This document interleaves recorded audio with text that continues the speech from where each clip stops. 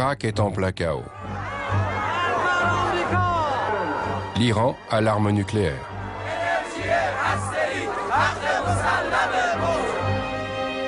Israël est démoralisé et les États-Unis sont profondément divisés. Pendant 6 semaines, nous avons suivi les événements au Proche-Orient. Le lieu du jugement dernier, Israel lives. Où la tension ne cesse de croître. Israel lives. Faut-il se préparer à un scénario catastrophe? Nous allons aujourd'hui briser un tabou et mettre en lumière la dynamique du puissant lobby pro-israélien aux États-Unis.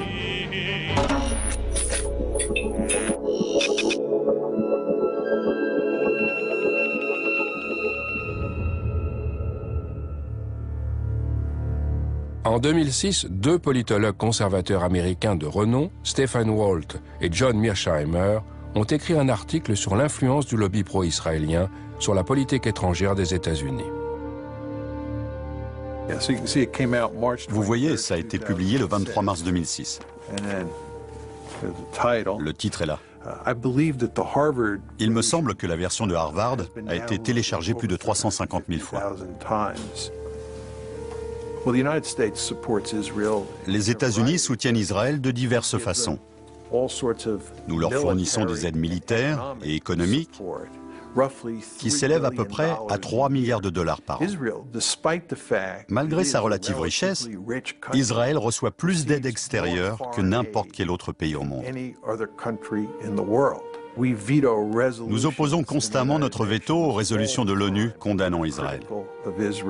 Ceux qui sont contre, 14 voix pour, 1 voix contre.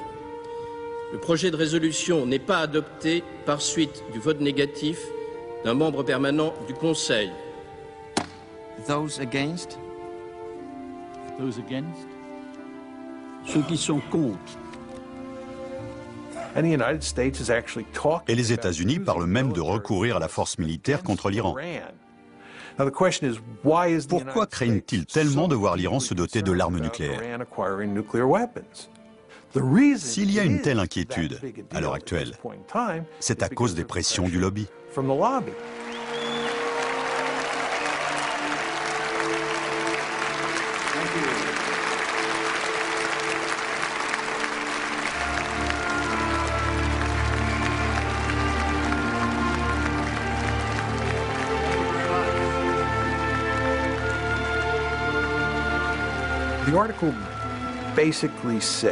L'article dit en substance qu'il existe aux États-Unis un groupe d'intérêts puissants qui se donne beaucoup de peine pour infléchir la politique étrangère américaine de façon à ce qu'elle soit favorable à Israël.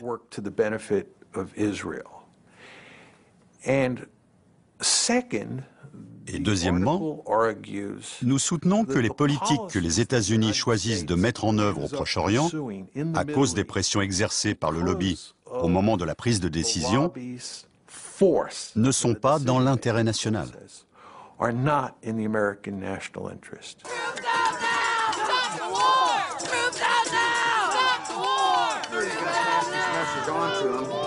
A free, prosperous, and secure Israel is in this nation's national interests.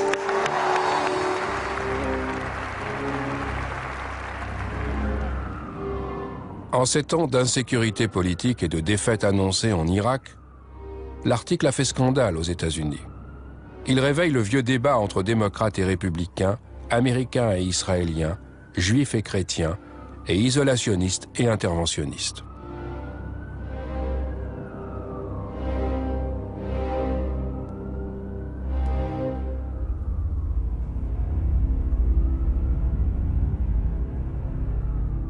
Cet essai ne repose sur rien. Conseiller du Pentagone jusqu'en 2004, le néoconservateur Richard Perle a été l'un des promoteurs de la guerre en Irak et est un fervent partisan de la politique étrangère pro-Israël. L'idée qu'il y a des gens à Jérusalem qui tirent les ficelles de nos institutions et que ces institutions sont en quelque sorte contraires aux intérêts de l'Amérique et préfèrent œuvrer pour Israël, cette idée ne repose sur rien. Je suis très surpris qu'ils n'aient pas essayé de protéger leur réputation en faisant des recherches vraiment rigoureuses et solides qu'ils puissent défendre. D'ailleurs, ils ont été démolis par Alan Dershowitz. Il ne reste plus rien après le... Mais pourquoi ont-ils...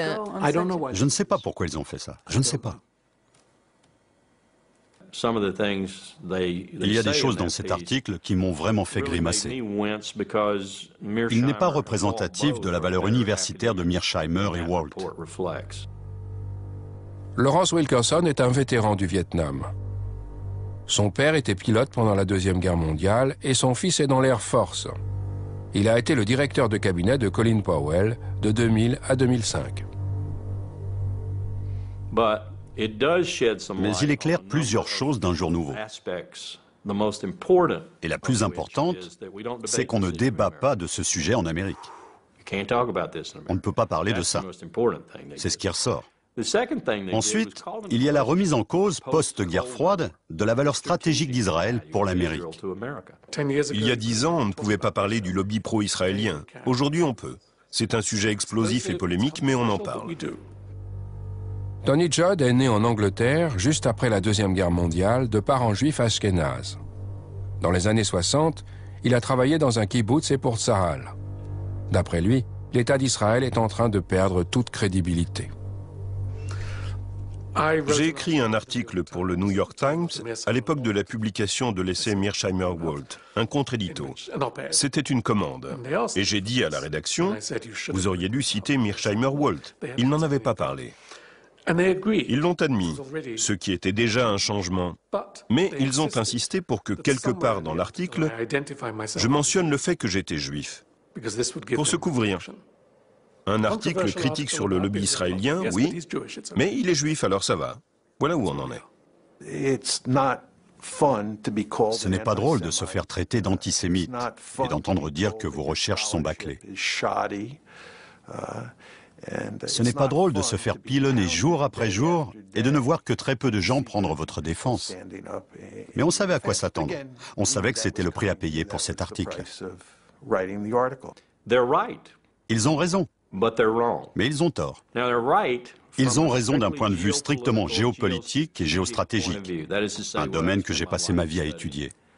Israël n'a plus de valeur stratégique pour les États-Unis, comme c'était le cas pendant la guerre froide. Non seulement ça, mais c'est même devenu un fardeau stratégique pour l'Amérique. Ça fait une grosse différence avec l'époque de la guerre froide. En même temps, le stratège éclairé en moi dit que ça n'a aucune importance. Parce que les liens entre l'Amérique et Israël sont tellement étroits et forts que la géostratégie, la stratégie politique ou la grande stratégie n'ont ici aucune valeur.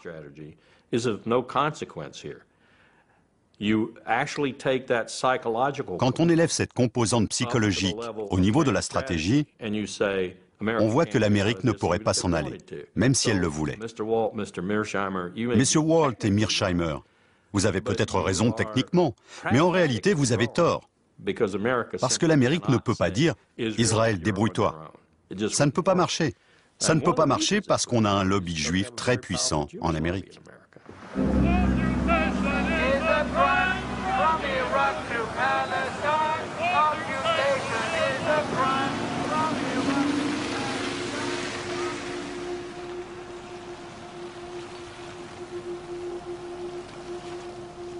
Pour Walt et Mearsheimer, le lobby pro-israélien se compose des organisations juives et du groupe de pression politique EIPAC, mais aussi des millions de chrétiens évangéliques. Tous ont à cœur de défendre les intérêts d'Israël et de faire taire les critiques. There's a new day in America between Christians and Jews. We don't agree on everything, but we agree on this, that we are going to be together, inseparable in the defense of Israel and the Jewish people.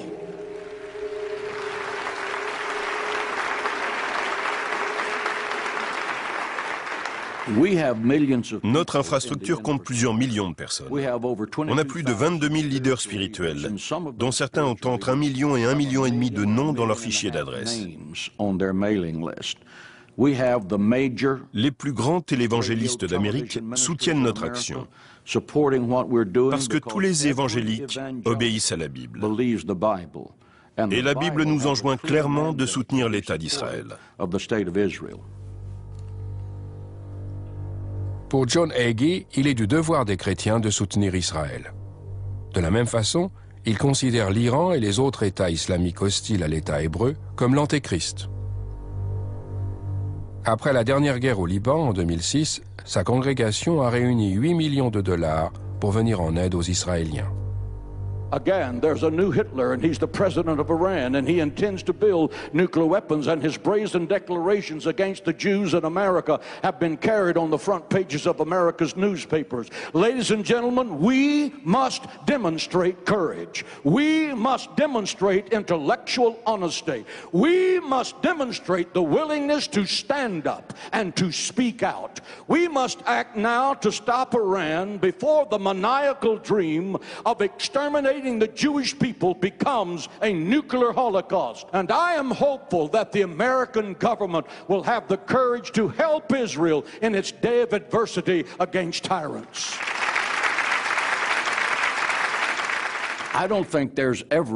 Je ne crois pas qu'on puisse jamais avoir assez de soutien. Notre objectif est de toujours rappeler à nos élus ceci. A. Nous soutenons Israël. Et B. Si l'un d'eux s'oppose intentionnellement à Israël, nous ferons tout ce qui est en notre pouvoir pour qu'il ne soit pas réélu.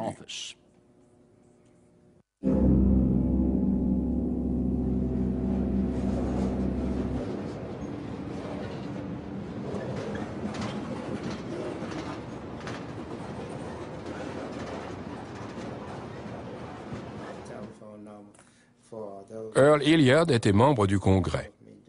Dans les années 90, il a voulu se rapprocher de la Libye, un pays avec lequel les États-Unis n'avaient alors aucune relation diplomatique. Hilliard s'est rendu à Tripoli à plusieurs reprises et a noué des liens étroits avec Kadhafi. Voilà ce qu'a fait l'AIPAC. Certains membres du Congrès américain soumettaient des résolutions condamnant la Libye et il les regroupait avec celles sur la Syrie, l'Iran et l'Irak. Il soumettait ces résolutions régulièrement en réclamant toutes sortes de sanctions et d'actions.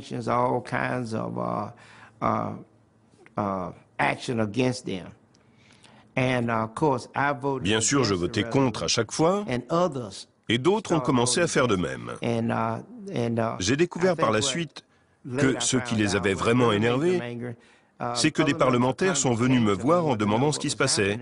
Et j'ai dit, on négocie. Et après? Plusieurs personnes m'ont appelé parce qu'elles avaient vu et entendu des choses sur CNN. Elles m'ont dit, regarde CNN. En pleine période préélectorale, son adversaire politique dans ce district d'Alabama reçoit de New York une contribution de 300 000 $ pour sa campagne. Un don exceptionnel. Ils ont inondé la radio et la télévision de spots publicitaires. Il faut bien comprendre l'ambiance qui régnait dans le pays. C'était juste après le 11 septembre, et la plupart des Américains ne distinguaient pas Saddam Hussein de Kadhafi ou Kadhafi de Ben Laden. Ils ne faisaient pas la différence. Pour eux, c'était du pareil au même. Or, la plupart des spots m'associaient à ces hommes et disaient que je les soutenais.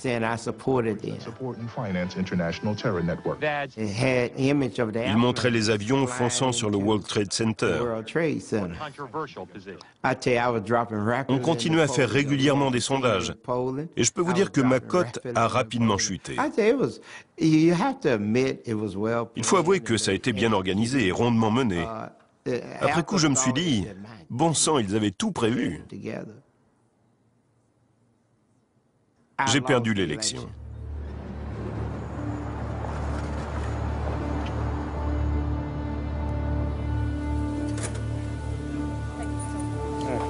Vous devez savoir que vous abordez un sujet interdit.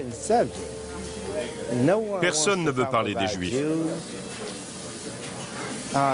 Surtout pas.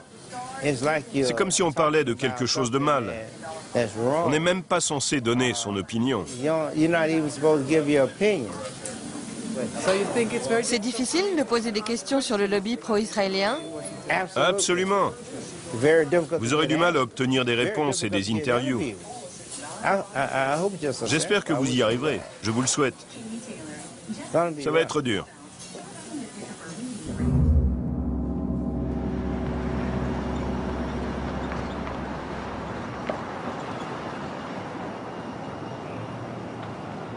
Il y a une machine énorme et très puissante qui sait immédiatement quand quelqu'un défend des opinions anti-israéliennes et qui passe aussitôt à l'attaque. Je vais vous donner un exemple très concret. Il m'est arrivé de mentionner l'essai Mearsheimer-Walt une fois au cours d'une conférence dans une des universités où j'enseigne. Dans les 48 heures qui ont suivi, j'ai reçu un email d'Alan Dershowitz. Qui est-ce? Alan Dershowitz est professeur à Harvard et il défend le lobby juif américain comme un chien de garde. Il m'a envoyé un email dans lequel il me disait en substance que, d'après lui, en prenant la défense de l'essai Walt-Mearsheimer, je ne rendais pas justice à la relation israélo-américaine, à l'existence d'Israël dans le monde, etc. Parce que c'était un document terriblement contestable et inexact. Il a même joint au message sa propre réponse à l'essai Walt-Mearsheimer, en me conseillant de m'en servir comme contrepoids dans mon cours. Je n'utilisais même pas l'essai pour mon cours.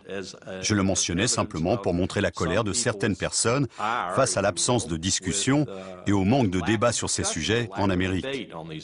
Et 48 heures plus tard, j'avais un des chiens de garde du lobby juif sur les talons. Comment a-t-il pu le savoir? Partout en Amérique, dans tous les campus universitaires, il y a des gens qui sont là pour faire ce qu'il a fait, pour protéger les intérêts des Juifs américains et les intérêts d'Israël en Amérique.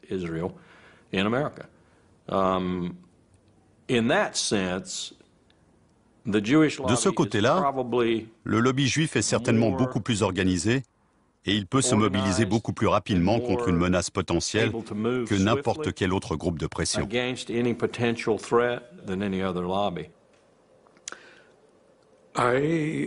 Cet automne, j'ai été invité à faire une conférence pour une organisation qui s'appelle 2020. On s'était mis d'accord sur le sujet de l'intervention, la politique étrangère américaine au Proche-Orient et le lobby pro-israélien, parce que les journaux en parlaient beaucoup à l'époque. Ils m'ont contacté une semaine avant la conférence. Le secrétaire de l'organisation m'a informé que l'événement aurait lieu au consulat polonais. C'est apparemment là qu'ils avaient l'habitude de se réunir. Et puis la semaine suivante, 2 heures avant la conférence, le directeur de l'organisation m'a appelé terriblement énervé en me disant que le consul général de Pologne avait tout annulé parce qu'il avait reçu des coups de fil de l'American Jewish Committee et de l'Anti-Defamation League. La position du consul est très délicate. Dès qu'on prononce le mot Pologne, la plupart des gens pensent aussitôt à l'antisémitisme. La Pologne a du mal à se défaire de cette image chez nous. Le nouveau gouvernement polonais, qui n'est pas très séduisant, a cependant fait de gros efforts pour établir de bonnes relations avec Washington, se rapprocher d'Israël et se faire bien voir sur ce genre de sujet. Et voilà que soudain, quelqu'un dit au consul polonais à New York, Tony Judd est quelqu'un de très controversé. Il est anti-Israël et certains trouvent ses propos antisémites. Vous voulez vraiment le recevoir? C'est mauvais pour votre image et votre diplomatie. Pourquoi les Polonais défendraient-ils héroïquement ma liberté d'expression? Ils ont autre chose à faire. Je ne les blâme pas.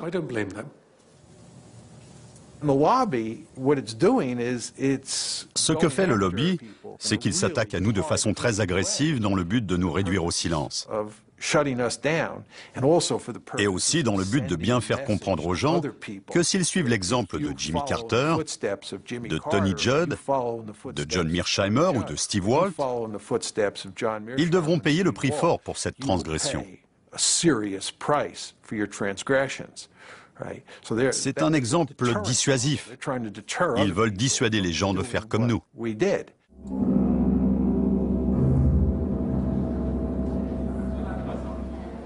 Kenneth Roth est le directeur exécutif de Human Rights Watch, une ONG indépendante qui enquête sur les violations des droits de l'homme. Après son rapport sur la guerre au Liban, Roth a été pris à partie. I was wondering if you can comment on the fact that in the press in the United States you are called an anti-Semite and demonizing the Jewish state concerning Human Rights Watch reporting in the Lebanon war. Human Rights Watch's fairly extensive reporting during the war, reporting that I should say focused both on Hezbollah's indiscriminate attacks into Israel and on Israel's indiscriminate bombardment in Lebanon, was met by some reflexive defenders of Israel, not with rational discourse, not with a discussion of the facts, but with name-calling, including accusations of anti-Semitism, of blood libel, of this or that. On a l'habitude d'être attaqué par les gouvernements qu'on critique. Mais là, le gouvernement israélien est resté assez silencieux. Nous avons même eu ce qu'on pourrait appeler un dialogue raisonnable avec les Israéliens au sujet de ce qui se passait au Liban. Ce sont les supporters de l'État israélien, aux États-Unis et dans une moindre mesure en Israël, qui ont violemment réagi. Et ça, c'est inhabituel. On a rarement été confronté à ce genre d'attaque coordonnée de la part d'individus manifestement privés. Des gens qui ne font pas partie du gouvernement israélien, mais qui se sont donnés pour rôle de défendre Israël systématiquement, quelle que soit sa conduite.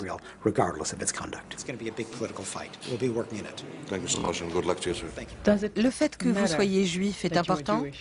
Je pense que dans le cadre du débat sur la guerre au Liban, c'était important, parce qu'il était plus difficile pour les défenseurs systématiques d'Israël de me traiter d'antisémite. Ce n'était pas crédible. Mon père a fui les nazis et les parents de ma mère ont échappé au pogrom en Pologne et en Biélorussie. Je n'ai pas le profil d'un antisémite.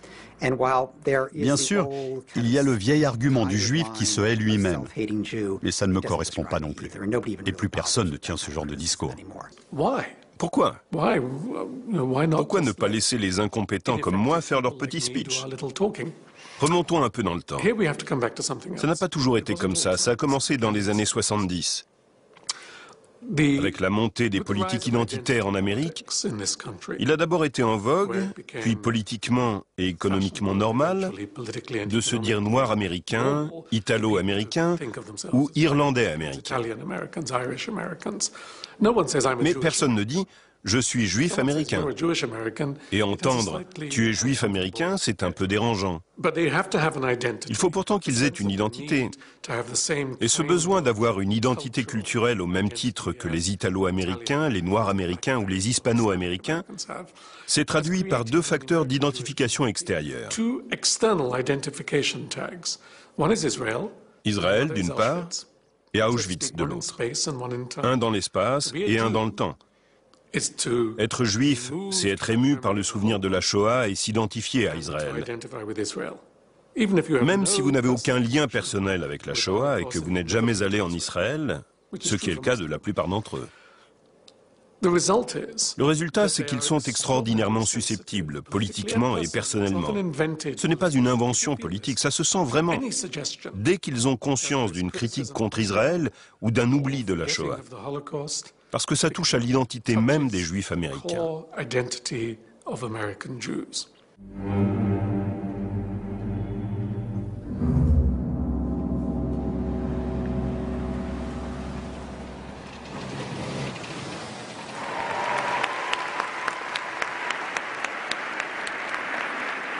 The state of Israel was the dream of your ancestors, made a reality by your grandparents and your parents.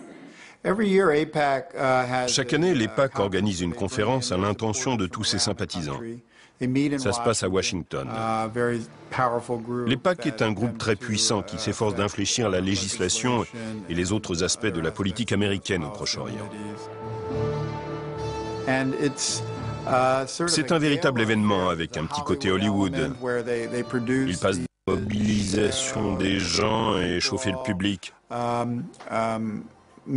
C'est un peu une atmosphère de fête étudiante. Ils font venir un très grand nombre d'hommes politiques importants. America and Israel share an unbreakable bond. AIPAC is one of the reasons why. All of us share a fundamental belief that the freedom and security of Israel are a vital interest of the United States of America. We need you now more than ever.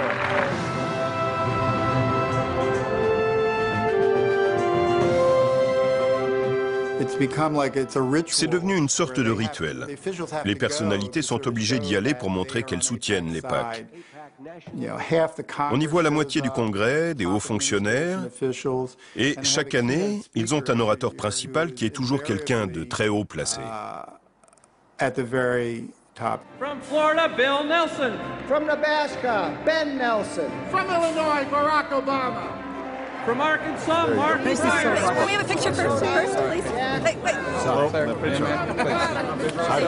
think I might have blinked on that one. From South Carolina, Joe Wilson. From California, Lynn Woolsey. From Oregon, David Wu. From Maryland, Albert Wynn. From Kentucky, John Yarmouth. And I also want to mention former member of Congress, AIPAC L'AIPAC s'efforce avec succès d'éprouver constamment la loyauté des membres du Congrès à sa cause. Il y a donc un flot ininterrompu de résolutions soumises au vote au sujet du Proche-Orient, que ce soit pour soutenir une action du gouvernement israélien, pour exprimer de la sympathie aux victimes d'un attentat suicide, ou pour condamner l'Iran et les autres pays de la région hostiles à Israël. Ces résolutions sont autant de tests qui permettent d'éprouver la loyauté des parlementaires sur le sujet. Ceux qui votent comme le souhaite l'AIPAC sont récompensés de diverses façons, en particulier par les contributions qu'ils reçoivent des sympathisants de l'AIPAC pour leur campagne. L'AIPAC lui-même ne donne pas d'argent. Mais ces innombrables résolutions et ce registre minutieux des votes de chacun ont une influence directe sur les contributions des donateurs. Pour que l'argent arrive en masse dans les coffres d'un représentant ou d'un sénateur, il faut qu'ils soutiennent les positions du lobby. C'est leur principale source d'influence, l'argent. Et ce gouvernement est inondé d'argent, sans doute plus que tout autre gouvernement dans l'histoire américaine. Ça fait 2 mois qu'on essaye d'entrer en contact avec les membres du Congrès qui ont voté non à certains projets soutenus par l'AIPAC. Mais personne ne veut nous parler. C'est normal ? Oui, c'est un sujet sur lequel les membres du Congrès n'ont aucun intérêt à s'exprimer. Pour eux, il est déjà dangereux de voter contre les positions recommandées par l'AIPAC, parce que ça peut entraîner une réduction de leur fonds de campagne et engendrer toutes sortes de problèmes dans leur district. Pourtant, ils ont voté non.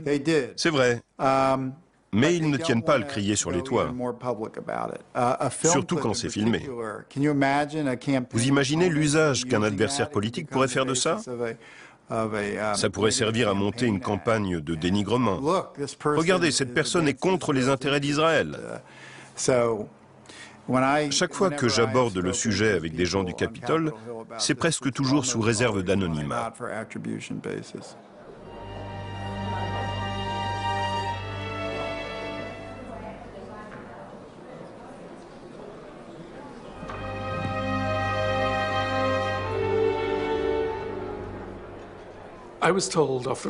Un jour, un sénateur démocrate très connu m'a parlé en confidence.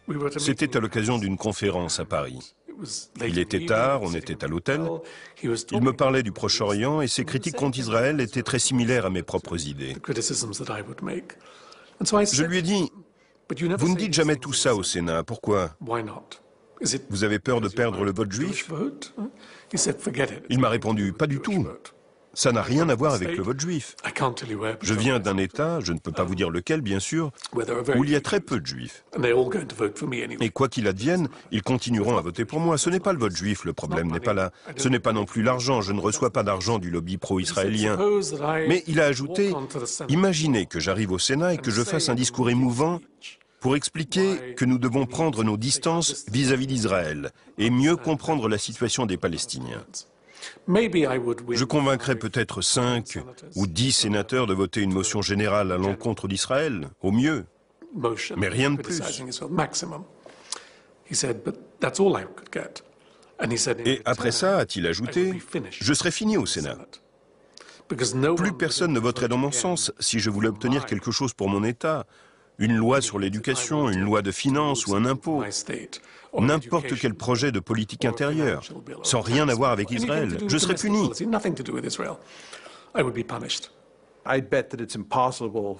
Je suis sûr que Steve et moi, on ne pourra jamais accéder à un poste à responsabilité au sein du gouvernement américain. Pour vous donner un exemple, Steve était invité à un dîner avec un candidat présidentiel à Harvard. Une semaine après la sortie de l'article, la femme qui avait organisé le dîner est venue voir Steve et elle lui a dit qu'elle était obligée d'annuler son invitation. Parce que l'équipe du candidat en question avait appelé en disant qu'il n'était pas pensable pour un candidat présidentiel de participer à un dîner avec lui. America and Israel have a special friendship. You have devoted yourselves to strengthening the bonds between the United States and Israel. The United States will stand with Israel now and forever.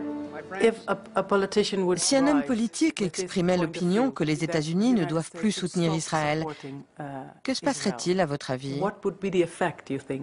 Il ne serait pas réélu. C'est presque certain. Il y a peut-être un district ici ou là. Il y a 435 élus à la Chambre des représentants et 100 sénateurs, ce qui fait 535 en tout.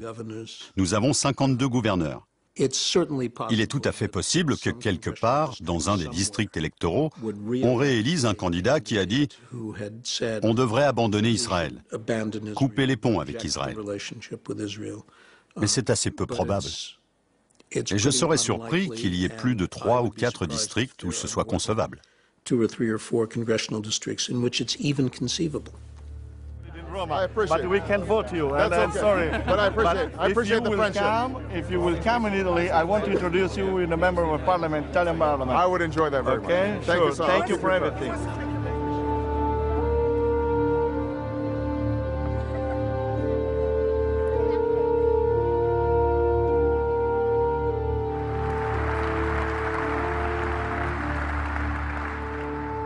Friends owe it to friends to be as candid as possible. So let me say that a precipitous American withdrawal from Iraq would be a disaster for the United States and the entire Middle East. A sudden withdrawal of our coalition would dissipate much of the effort that's gone into fighting the global war on terror and result in chaos and mounting danger. And for the sake of our own security, we will not stand by and let it happen.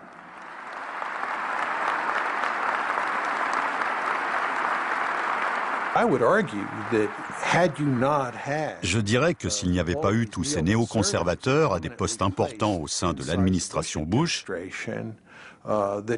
Colin Powell n'aurait jamais fait cet exposé scandaleux au début du mois de février 2003, qui a joué un rôle si critique dans le retournement de l'opinion publique américaine.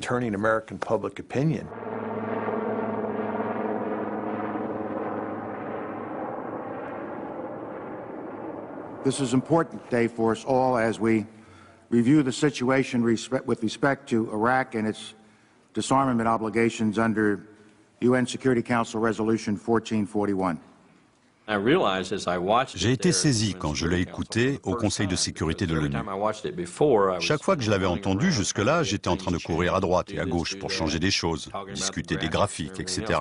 Mais là, au Conseil de sécurité, je suis resté assis à regarder Colin Powell faire son exposé. My colleagues, every statement I make today is backed up by sources, solid sources. These are not assertions.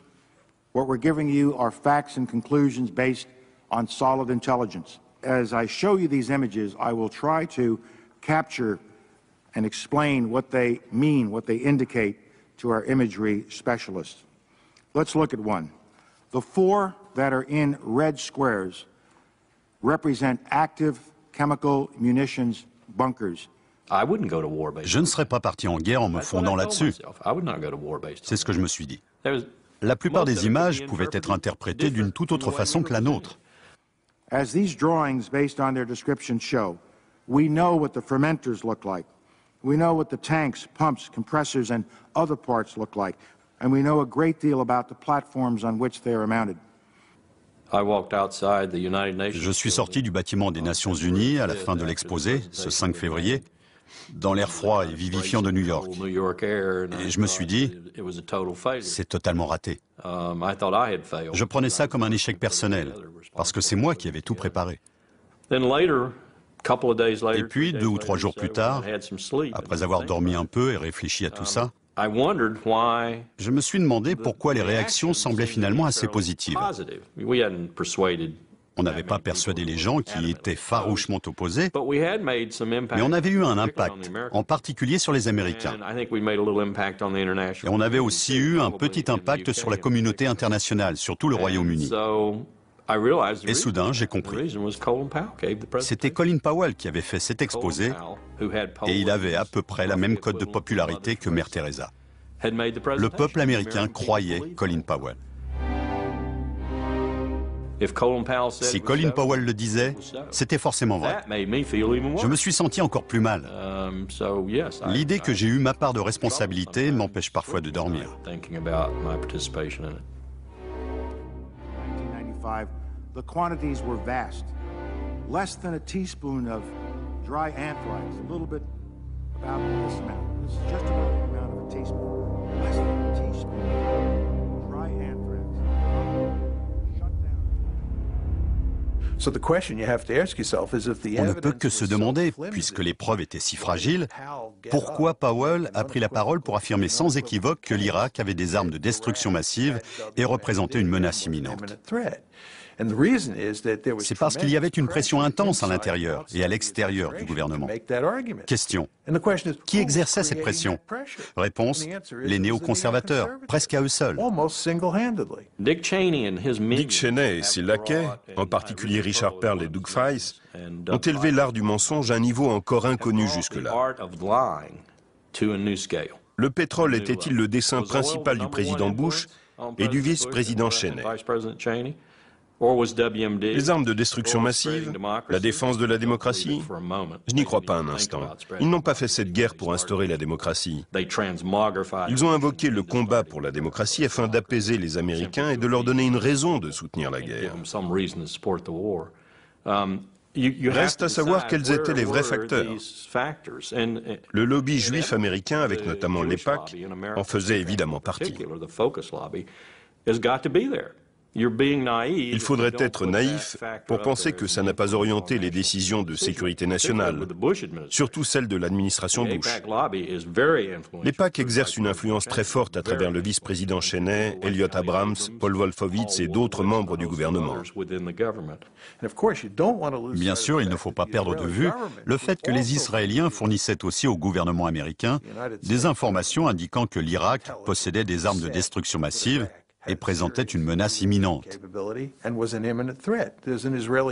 Il y a un général israélien, Shlomo Brom, qui a écrit un article là-dessus. Il explique qu'Israël a directement contribué à convaincre les Américains et le reste du monde que l'Irak était une menace imminente. L'Irak n'était pas une menace imminente. Même si Saddam avait eu l'arme nucléaire, il n'aurait rien pu en faire. Mais on ne pouvait pas défendre ce point de vue à l'époque aux États-Unis. Il était très difficile de le soutenir en public et de créer un mouvement. Êtes-vous d'accord avec Mearsheimer et Walt pour dire que le lobby pro-israélien est en partie responsable de la guerre contre l'Irak? Oui, mais je ne l'aurais pas présenté comme eux. Je pense qu'ils sous-estiment certaines idées et qu'ils sous-estiment certaines émotions, si vous voulez. Ils ont une vision très froide et réaliste de la politique. Pour eux, il était totalement fou de déclarer la guerre à l'Irak, comme pour beaucoup d'entre nous à l'époque. Il y a donc forcément eu des pressions qui expliquent une décision aussi irrationnelle. Et bien sûr, il y en a eu. Mais ils sous-estiment les autres facteurs. L'illusion, par exemple, qu'on pouvait contrôler le pétrole irakien et la région stratégique. Et cette conviction si profondément américaine et qui n'a pas été inventée par le lobby juif, que l'Amérique sait comment doit fonctionner la démocratie, qu'elle est un modèle pour le monde et qu'il est de son devoir moral et de son droit de montrer l'exemple. Tout ça se mélange. Les idéaux, la conviction de l'excellence et des devoirs de l'Amérique, mais aussi le provincialisme américain, l'ignorance du monde extérieur et les pressions israéliennes.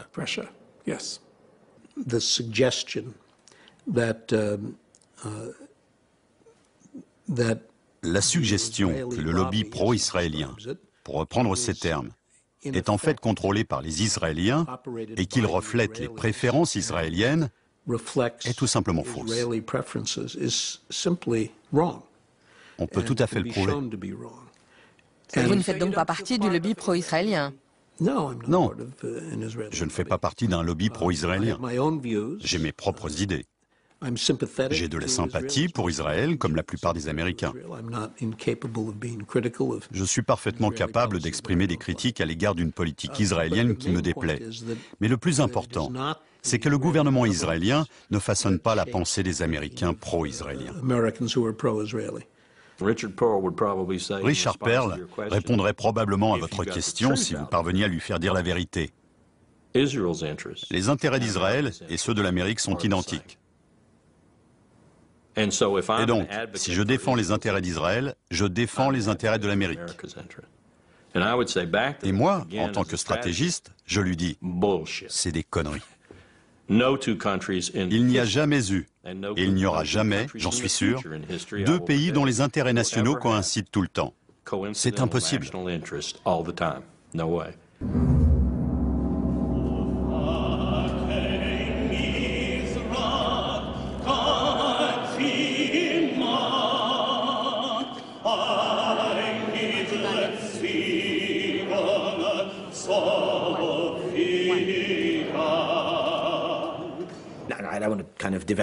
Je ne veux pas me poser en victime, mais quand je viens ici, j'ai vraiment le sentiment que c'est nous, en Israël, qui en avons payé le prix. Daniel Levy a servi dans l'armée israélienne. Il a été l'un des négociateurs israéliens aux pourparlers de paix de Genève, Oslo II et Taba. Aujourd'hui, il travaille à Washington et veut faire entendre une autre voix juive. Quelle surprise! Les Juifs américains ont généralement des opinions démocrates, y compris sur le Proche-Orient. Quand on sonde les Juifs américains, ils sont pour le processus de paix, pour l'engagement américain et pour les deux États distincts, tout comme ils étaient favorables aux pourparlers de Genève. Mais les dirigeants institutionnels de la communauté vont dans une toute autre direction, pour leurs propres raisons. Des raisons que je comprends et qui ne sont pas propres à la diaspora des États-Unis, mais qui influent sur la politique de nombreuses diasporas à travers le monde. Il s'agit de mon identité en tant que diaspora, mais aussi de ma culpabilité, de mon rôle politique dans cette nouvelle communauté, etc. Ils ont poussé la politique soi-disant pro-israélienne à Washington dans une direction totalement contraire au bien d'Israël. À cet égard, j'ai en effet l'impression qu'on en paye le prix. Et bien sûr, c'est encore plus flagrant sous l'administration actuelle.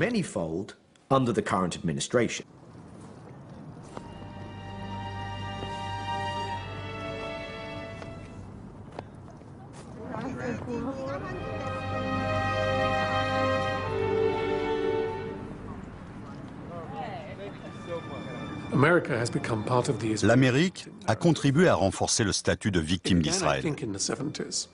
Je pense que tout a commencé dans les années 70. quand la communauté afro-américaine a voulu obtenir d'être enfin dédommagée de l'esclavage et des conséquences de l'esclavage en mettant en avant le fait qu'elle était victime de l'histoire.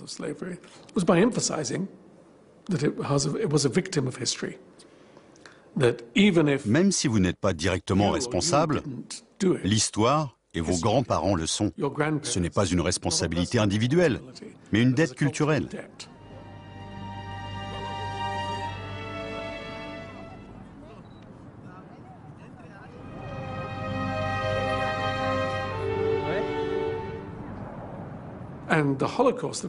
La Shoah est bien sûr le symbole ultime du statut de victime. David Ben Gurion, le premier ministre israélien, le savait très bien.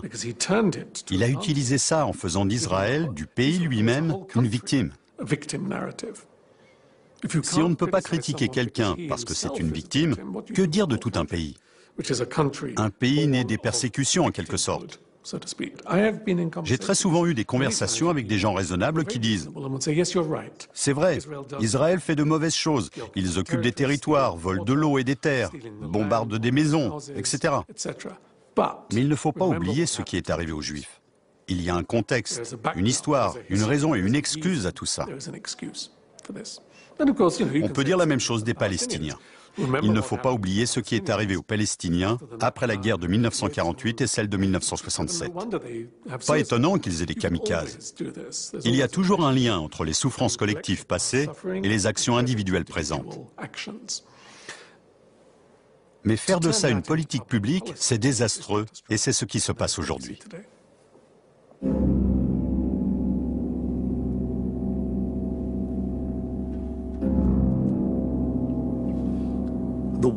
C'est le « et si ». Et si, avec cette vision particulière des intérêts israéliens et des intérêts communs aux Américains et aux Israéliens, qui est bien sûr totalement contraire à ma propre conception des intérêts israéliens, et si, à force de faire pression pour imposer au peuple américain et à son gouvernement cette vision particulière, il y avait un retour de bâton.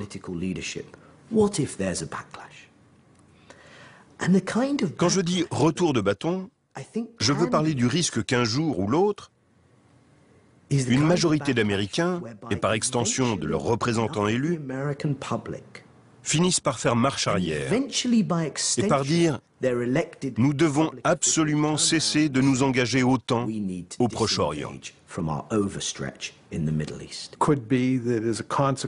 Peut-être qu'en réaction à tout ce qui se passe en Irak et en Iran, les gens finiront par se révolter contre notre relation avec Israël et qu'il y aura un mouvement de contestation.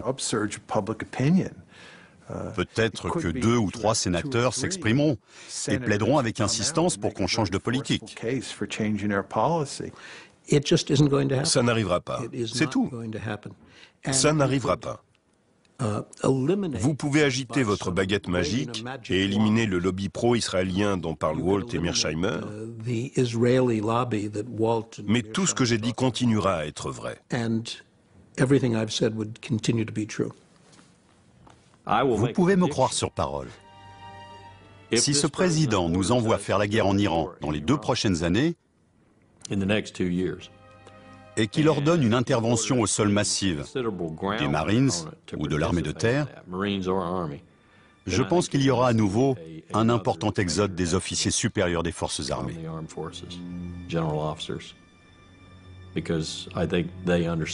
Parce que je crois qu'ils savent quelle erreur colossale ce serait de prendre une telle décision et combien cela nous rapprocherait de la 3e ou la 4e guerre mondiale. Appelez-la comme vous voudrez.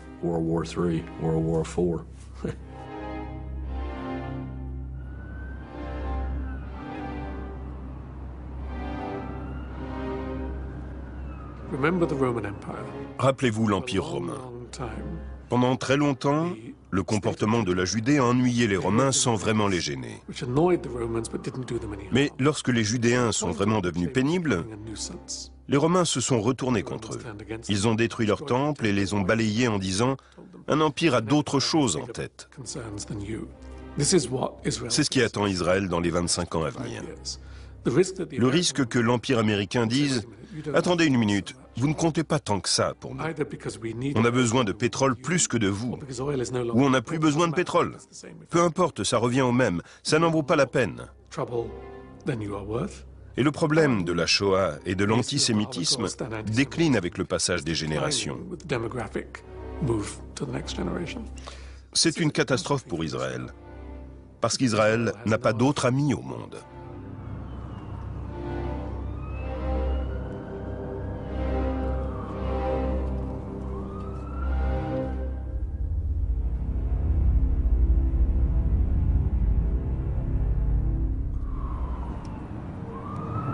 Merci. Oui, mais je ne l'aurais pas présenté comme eux.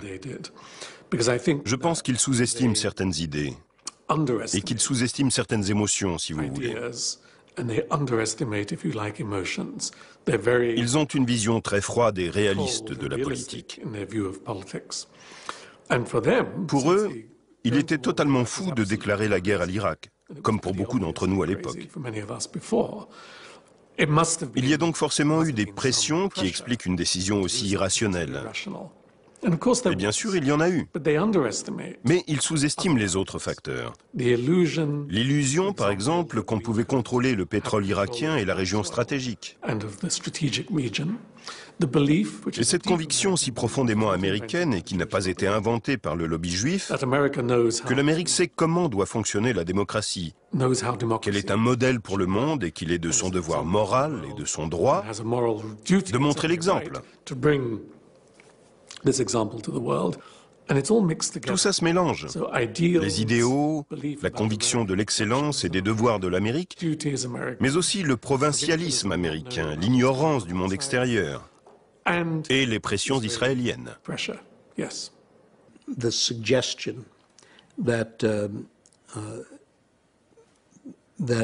La suggestion que le lobby pro-israélien, pour reprendre ces termes, est en fait contrôlé par les Israéliens et qu'il reflète les préférences israéliennes est tout simplement fausse. On peut tout à fait le prouver. Vous ne faites donc pas partie du lobby pro-israélien? Non, je ne fais pas partie d'un lobby pro-israélien. J'ai mes propres idées. J'ai de la sympathie pour Israël, comme la plupart des Américains. Je suis parfaitement capable d'exprimer des critiques à l'égard d'une politique israélienne qui me déplaît.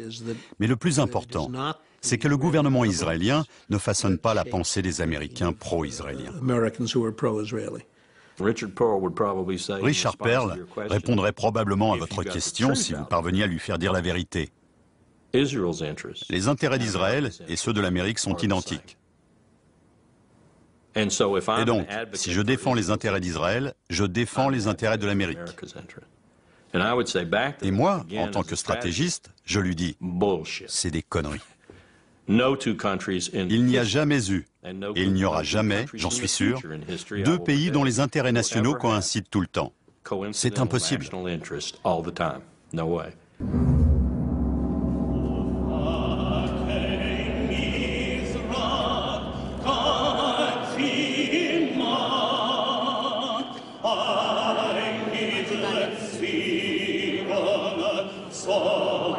Parce que l'Amérique ne peut pas dire « Israël, débrouille-toi ».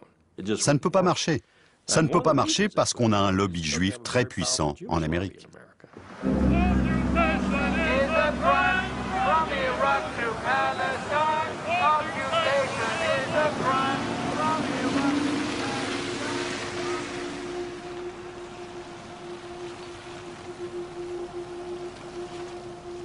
Pour Walt et Mearsheimer, le lobby pro-israélien se compose des organisations juives et du groupe de pression politique EIPAC, mais aussi des millions de chrétiens évangéliques. Tous ont à cœur de défendre les intérêts d'Israël et de faire taire les critiques. There's a new day in America between Christians and Jews.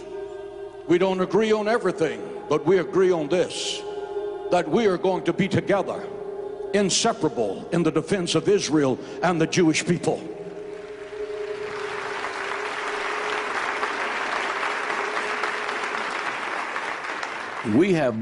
Notre infrastructure compte plusieurs millions de personnes. On a plus de 22 000 leaders spirituels, dont certains ont entre 1 million et 1,5 million de noms dans leur fichier d'adresse. Les plus grands télévangélistes d'Amérique soutiennent notre action, parce que tous les évangéliques obéissent à la Bible. Et la Bible nous enjoint clairement de soutenir l'État d'Israël. Pour John Hagee, il est du devoir des chrétiens de soutenir Israël.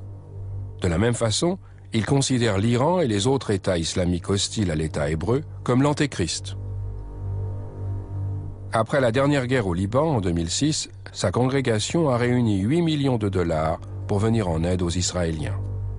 Again, there's a new Hitler, and he's the president of Iran, and he intends to build nuclear weapons, and his brazen declarations against the Jews in America have been carried on the front pages of America's newspapers. Ladies and gentlemen, we must demonstrate courage. We must demonstrate intellectual honesty. We must demonstrate the willingness to stand up and to speak out. We must act now to stop Iran before the maniacal dream of exterminating the Jewish people becomes a nuclear holocaust. And I am hopeful that the American government will have the courage to help Israel in its day of adversity against tyrants.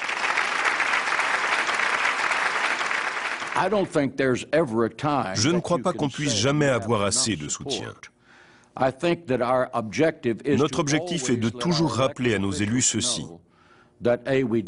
Nous soutenons Israël, et B. Si l'un d'eux s'oppose intentionnellement à Israël, nous ferons tout ce qui est en notre pouvoir pour qu'il ne... Human Rights Watch reporting in the Lebanon war. Human Rights Watch's fairly extensive reporting during the war, reporting that I should say focused both on Hezbollah's indiscriminate attacks into Israel and on Israel's indiscriminate bombardment in Lebanon, was met by some reflexive defenders of Israel, not with rational discourse, not with a discussion of the facts, but with name-calling, including accusations of anti-Semitism, of blood libel, of this or that. We're used to being attacked. On a l'habitude d'être attaqué par les gouvernements qu'on critique. Mais là, le gouvernement israélien est resté assez silencieux. Nous avons même eu ce qu'on pourrait appeler un dialogue raisonnable avec les Israéliens au sujet de ce qui se passait au Liban. Ce sont les supporters de l'État israélien, aux États-Unis et dans une moindre mesure en Israël, qui ont violemment réagi. Et ça, c'est inhabituel. On a rarement été confronté à ce genre d'attaque coordonnée de la part d'individus manifestement privés. Des gens qui ne font pas partie du gouvernement israélien, mais qui se sont donnés pour rôle de défendre Israël systématiquement, quelle que soit sa conduite.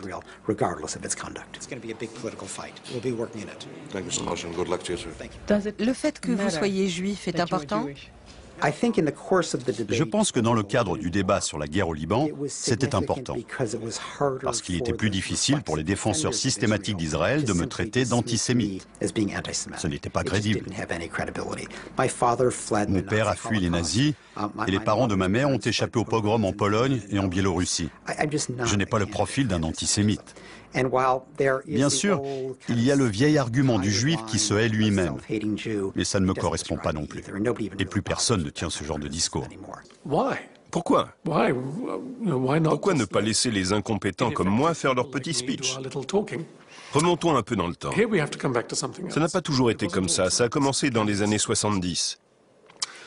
Avec la montée des politiques identitaires en Amérique, il a d'abord été en vogue, puis politiquement et économiquement normal, de se dire noir américain, italo-américain ou irlandais américain. Mais personne ne dit « je suis juif américain ». Et entendre « tu es juif américain », c'est un peu dérangeant. Il faut pourtant qu'ils aient une identité. Et ce besoin d'avoir une identité culturelle au même titre que les Italo-américains, les Noirs américains ou les Hispano-américains s'est traduit par deux facteurs d'identification extérieure. Israël d'une part et Auschwitz de l'autre. Un dans l'espace et un dans le temps. Être juif, c'est terriblement contestable et inexact. Il a même joint au message sa propre réponse à l'essai Walt Mearsheimer, en me conseillant de m'en servir comme contrepoids dans mon cours. Je n'utilisais même pas l'essai pour mon cours. Je le mentionnais simplement pour montrer la colère de certaines personnes face à l'absence de discussion et au manque de débat sur ces sujets en Amérique. Et 48 heures plus tard, j'avais un des chiens de garde du lobby juif sur les talons. Comment a-t-il pu le savoir? Partout en Amérique, dans tous les campus universitaires, il y a des gens qui sont là pour faire ce qu'il a fait, pour protéger les intérêts des Juifs américains et les intérêts d'Israël en Amérique.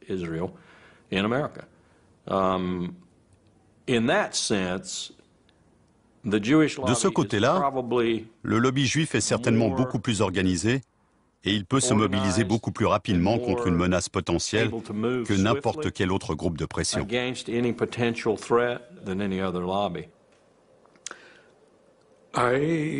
Cet automne, j'ai été invité à faire une conférence pour une organisation qui s'appelle 2020. On s'était mis d'accord sur le sujet de l'intervention, la politique étrangère américaine au Proche-Orient et le lobby pro-israélien, parce que les journaux en parlaient beaucoup à l'époque. Ils m'ont contacté une semaine avant la conférence. Le secrétaire de l'organisation m'a informé que l'événement aurait lieu au consulat polonais. C'est apparemment là qu'ils avaient l'habitude de se réunir. Et puis la semaine suivante, 2 heures avant la conférence, le directeur de l'organisation m'a appelé, terriblement énervé, en me disant que le consul général de Pologne avait tout annulé parce qu'il avait reçu des coups de fil de l'American Jewish Committee et de l'Anti-Defamation League. La position du consul est très délicate. Dès qu'on prononce le mot Pologne, la plupart des gens pensent aussitôt à l'antisémitisme. La Pologne a du mal à se défaire de cette image chez nous. Le nouveau gouvernement polonais, qui n'est pas très séduisant, a cependant fait de gros efforts pour établir de bonnes relations avec Washington, se rapprocher d'Israël et se faire bien voir sur ce genre de sujet. Et voilà que soudain, quelqu'un dit au consul polonais à New York, Tony Judd est quelqu'un de très controversé.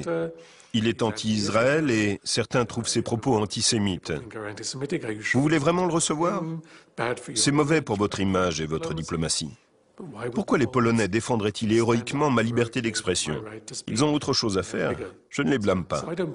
Américains et Israéliens, Juifs et chrétiens, et isolationnistes et interventionnistes.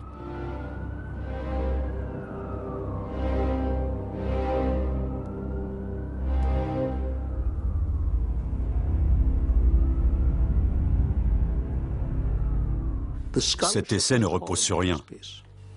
Conseiller du Pentagone jusqu'en 2004, le néoconservateur Richard Perle a été l'un des promoteurs de la guerre en Irak et est un fervent partisan de la politique étrangère pro-Israël.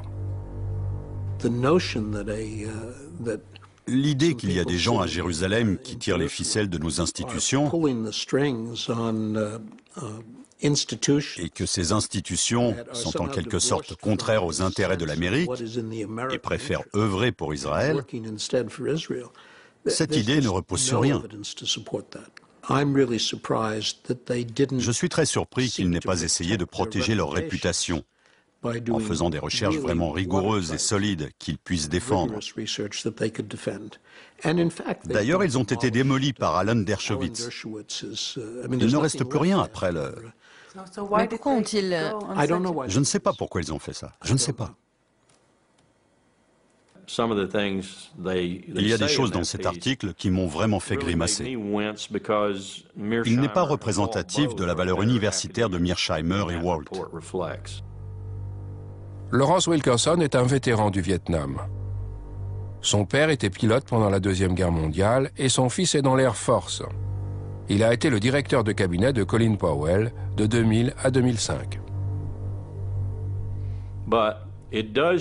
Mais il éclaire plusieurs choses d'un jour nouveau.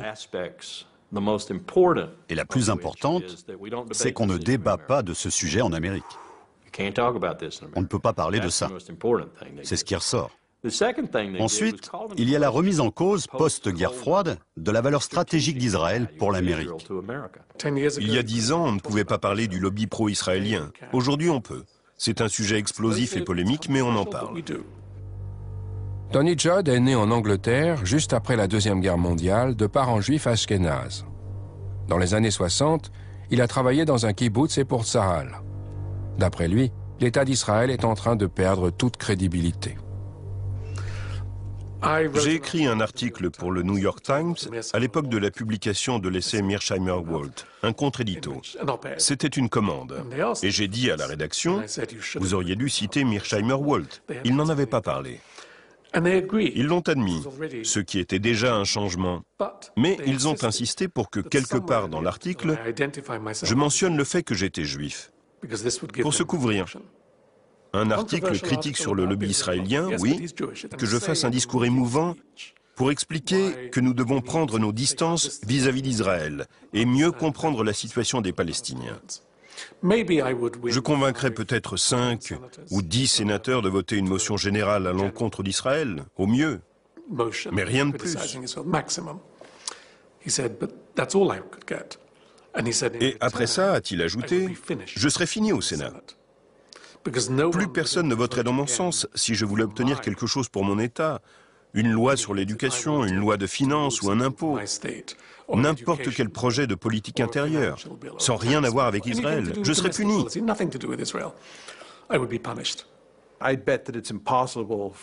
Je suis sûr que Steve et moi, on ne pourra jamais accéder à un poste à responsabilité au sein du gouvernement américain. Pour vous donner un exemple, Steve était invité à un dîner avec un candidat présidentiel à Harvard. Une semaine après la sortie de l'article, la femme qui avait organisé le dîner est venue voir Steve et elle lui a dit qu'elle était obligée d'annuler son invitation. Parce que l'équipe du candidat en question avait appelé en disant qu'il n'était pas pensable pour un candidat présidentiel de participer à un dîner avec lui. America and Israel have a special friendship. You have devoted yourselves to strengthening the bonds between the United States and Israel. The United States will stand with Israel now and forever. Si un homme politique exprimait l'opinion que les États-Unis ne doivent plus soutenir Israël, que se passerait-il à votre avis? Il ne serait pas réélu. C'est presque certain. Il y a peut-être un district ici ou là.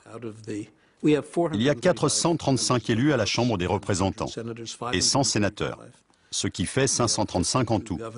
Nous avons 52 gouverneurs. Il est tout à fait possible que quelque part, dans un des districts électoraux, on réélise un candidat qui a dit « On devrait abandonner Israël, couper les ponts avec Israël ».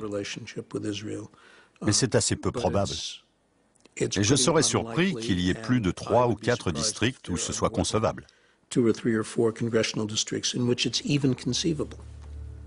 But we can vote you, and I'm sorry. But I appreciate the friendship. If you will come in Italy, I want to introduce you in a member of parliament, Italian parliament. I would enjoy that very much. Thank you so much. Thank you for everything.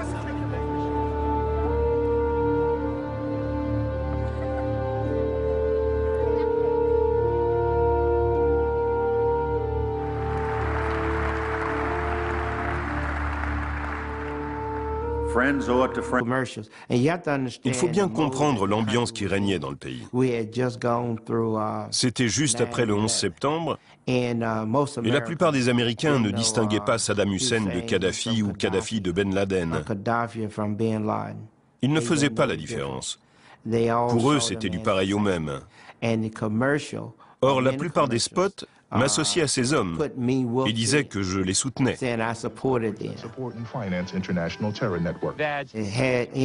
Ils montraient les avions fonçant sur le World Trade Center.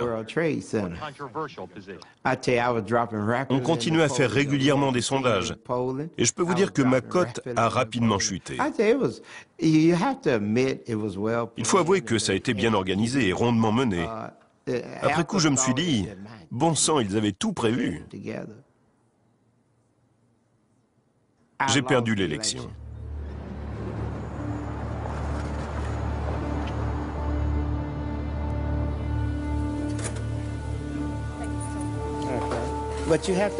Vous devez savoir que vous abordez un sujet interdit. Personne ne veut parler des Juifs. Surtout pas. C'est comme si on parlait de quelque chose de mal. On n'est même pas censé donner son opinion. C'est difficile de poser des questions sur le lobby pro-israélien? Absolument. Vous aurez du mal à obtenir des réponses et des interviews. J'espère que vous y arriverez. Je vous le souhaite. Ça va être dur.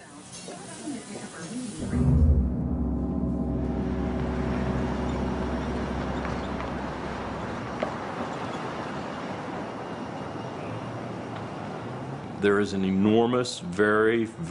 y a une machine énorme et très puissante qui sait immédiatement quand quelqu'un défend des opinions anti-israéliennes et qui passe aussitôt à l'attaque. Je vais vous donner un exemple très concret. Il m'est arrivé de mentionner l'essai Mearsheimer-Walt une fois au cours d'une conférence dans une des universités où j'enseigne. Dans les 48 heures qui ont suivi, j'ai reçu un email d'Alan Dershowitz. Qui est-ce? Alan Dershowitz est professeur à Harvard et il défend le lobby juif américain comme un chien de garde.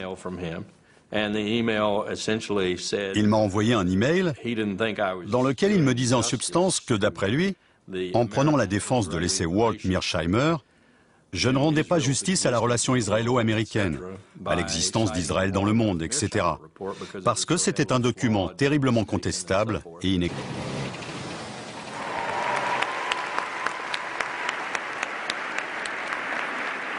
The state of Israel was the dream of your ancestors, made a reality by your grandparents and your parents. Chaque année, l'AIPAC organise une conférence à l'intention de tous ses sympathisants. Ça se passe à Washington. L'AIPAC est un groupe très puissant qui s'efforce d'infléchir la législation et les autres aspects de la politique américaine au Proche-Orient. C'est un véritable événement avec un petit côté Hollywood. Il passe de la mobilisation des gens et chauffer le public. C'est un peu une atmosphère de fête étudiante. Ils font venir un très grand nombre d'hommes politiques importants. America and Israel share an unbreakable bond. AIPAC is one of the reasons why. All of us share a fundamental belief that the freedom and security of Israel are a vital interest of the United States of America. We need you now more than ever.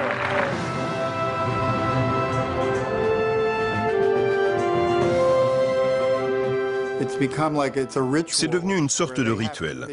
Les personnalités sont obligées d'y aller pour montrer qu'elles soutiennent l'AIPAC. On y voit la moitié du Congrès, des hauts fonctionnaires, et chaque année, ils ont un orateur principal qui est toujours quelqu'un de très haut placé. From Florida, Bill Nelson. From Nebraska, Ben Nelson. From Illinois, Barack Obama. From Arkansas, Mark Ryan. Can we have a picture first, please? Wait. I think I might have blinked on that one. From South Carolina, Joe Wilson. From California, Lynn Woolsey. From Oregon, David Wu. From Maryland, Albert Wynn. From Kentucky, John Yarmouth. And I also want to mention former member of Congress, AIPAC L'AIPAC s'efforce avec succès d'éprouver constamment la loyauté des membres du Congrès à sa cause. Il y a donc un flot ininterrompu de résolutions soumises au vote au sujet du Proche-Orient, que ce soit pour soutenir une action du gouvernement israélien, pour exprimer de la sympathie aux victimes d'un attentat suicide, ou pour condamner l'Iran et les autres pays de la région hostiles à Israël. Ces résolutions sont autant de tests qui permettent d'éprouver la loyauté des parlementaires sur le sujet. Ceux qui votent comme le souhaitent les PAC sont récompensés de diverses façons, en particulier par les contributions qu'ils reçoivent des sympathisants de l'EPAC pour leur campagne. Ne façonne pas la pensée des Américains pro-israéliens. Richard Perle répondrait probablement à votre question si vous parveniez à lui faire dire la vérité. Les intérêts d'Israël et ceux de l'Amérique sont identiques. Et donc, si je défends les intérêts d'Israël, je défends les intérêts de l'Amérique. Et moi, en tant que stratégiste, je lui dis, c'est des conneries. Il n'y a jamais eu, et il n'y aura jamais, j'en suis sûr, deux pays dont les intérêts nationaux coïncident tout le temps. C'est impossible.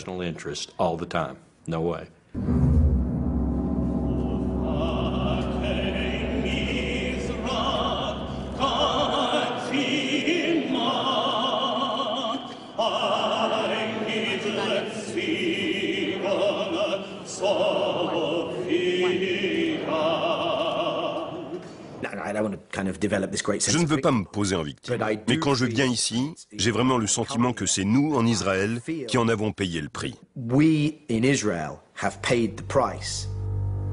Daniel Levy a servi dans l'armée israélienne. Il a été l'un des négociateurs israéliens aux pourparlers de paix de Genève, Oslo II et Taba. Aujourd'hui, il travaille à Washington et veut faire entendre une autre voix juive. Quelle surprise! Les Juifs américains ont généralement des opinions démocrates, y compris sur le Proche-Orient. Quand on sonde les Juifs américains, ils sont pour le processus de paix, pour l'engagement américain et pour les deux États distincts, tout comme ils étaient favorables aux pourparlers de Genève. Mais les dirigeants institutionnels de la communauté vont dans une toute autre direction, pour leurs propres raisons. Des raisons que je comprends et qui ne sont pas propres à la diaspora des États-Unis, mais qui influent sur la politique de nombreuses diasporas à travers le monde. Il s'agit de mon identité en tant que diaspora, mais aussi de ma culpabilité, de mon rôle politique dans cette nouvelle communauté, etc. Ils ont poussé la politique soi-disant pro-israélienne à Washington dans une direction totalement contraire au bien d'Israël. À cet égard, j'ai en effet l'impression qu'on en paye le prix. Et bien sûr, c'est encore plus flagrant sous l'administration actuelle.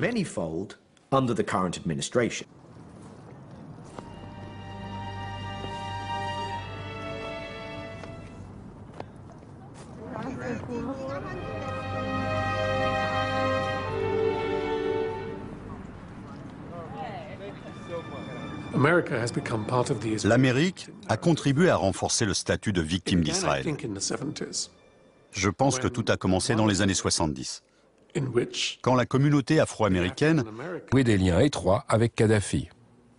Voilà ce qu'a fait l'EPAC. Certains membres du Congrès américain soumettaient des résolutions condamnant la Libye et ils les regroupaient avec celles sur la Syrie, l'Iran et l'Irak. Ils soumettaient ces résolutions régulièrement en réclamant toutes sortes de sanctions et d'actions.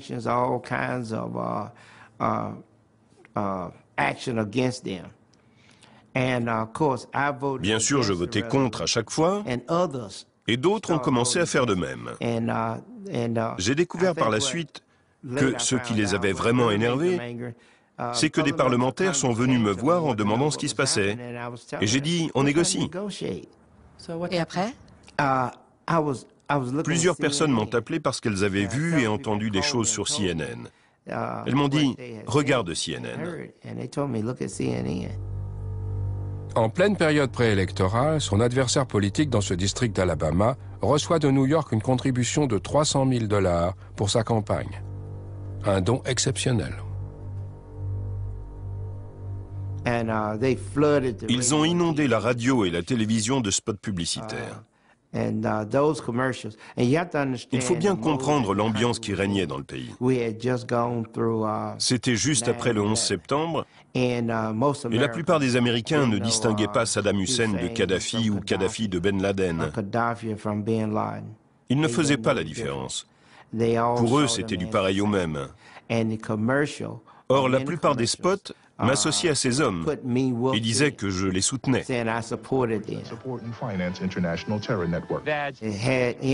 Ils montraient les avions fonçant sur le World Trade Center. On continuait à faire régulièrement des sondages. Et je peux vous dire que ma cote a rapidement chuté. Il faut avouer que ça a été bien organisé et rondement mené. Après coup, je me suis dit, bon sang, ils avaient tout prévu. J'ai perdu l'élection.